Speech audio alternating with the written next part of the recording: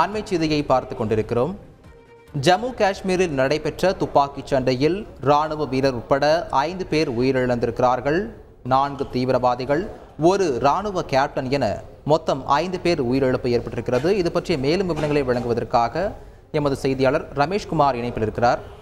ரமேஷ்குமார் வணக்கம். தற்போது 5 பேர் உயிரிழந்திருக்கிறார்கள். இது தொடர்பாக ராணுவம் தரப்பில் என்ன தெரிவித்திருக்கிறார்கள்? அங்கு நடந்த மோதல் பற்றிய முழு விவரங்களை பதிவு பண்ணுங்க. அதாவது ஜம்மு காஷ்மீர்ல கடந்த சில நாட்களாகவே பயங்கரவாத தாக்குதல் அதிகரித்து வருகிறது.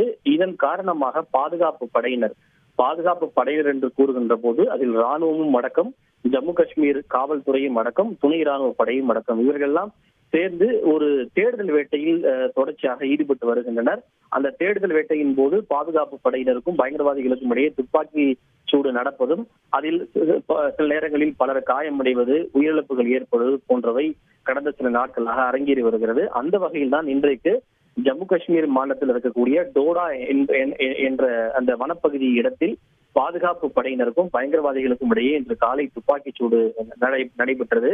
குறிப்பாக ஷிவ்கர் அசார் பெல்ட் என்று சொல்லப்படக்கூடிய பகுதியில் அடர் வனப்பகுதியில் வெளிநாடுகளை சேர்ந்த தீவிரவாதிகள் பதுங்கி இருப்பதாக பாதுகாப்பு படையினருக்கு ரகசிய தகவல் கிடைத்ததை தொடர்ந்து ஜம்மு காஷ்மீர் காவல்துறை மற்றும் இந்திய ராணுவத்தினர் ஆகியோர் இணைந்து ஜாயிண்ட் ஆபரேஷன் கூட்டு தேடுதல் வேட்டையை நடத்தினர். அப்போது இந்த தேடுதல் வேட்டையின் போது அந்த பகுதியில் மறைந்திருந்த பயங்கரவாதிகள் பாதுகாப்பு படையினரை நோக்கி துப்பாக்கி சூடு நடத்தினர்.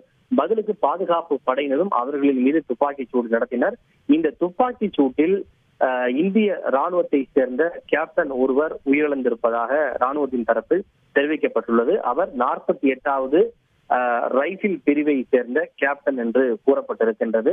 அவருடைய பெயர் இதுவரை ராணுவத்தின் சார்பில் அதிகாரப்பூர்வமாக அறிவிக்கப்படவில்லை. இருப்பினும் அவருடைய பெயர் மேஜர் தீபக் என்று ஜம்மு காஷ்மீரிலிருந்து வரக்கூடிய தகவல்கள் தெரிவிக்கின்றன. அதே போல 4 தீவிரவாதிகளும் அந்த பயங்கரவாதிகளும் கொல்லப்பட்டு இருப்பதாக தகவல் கிடைத்திருக்கின்றது. அந்த தேடுதல் வேட்டையும் என்கவுண்டரும் தொடர்ந்து அங்கு நடைபெற்றுக் கொண்டிருக்கின்றது.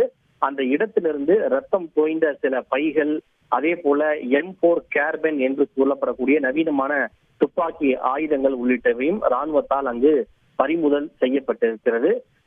இந்த துப்பாக்கி சூட்டில் அங்கு வில்லேஜ் டிஃபென்ஸ் கமிட்டி என்ற ஒன்று இருக்கிறது. அதாவது கிராம பாதுகாப்பு படையை சேர்ந்த உறுப்பினர் ஒருவரும் இதில் காயமடைந்து இருப்பதாக கூறப்படுகின்றது. உயிரிழந்த ராணுவ வீரரை பொறுத்தவரை அவர் முதலில் காயமடைந்ததாகவும் படுகாயத்தின் காரணமாக அவர் உயிரிழந்திருப்பதாக தகவல் கிடைத்திருக்கின்றது. தொடர்ந்து அந்த துப்பாக்கி சூடு என்பது நடைபெற்று வருகிறது.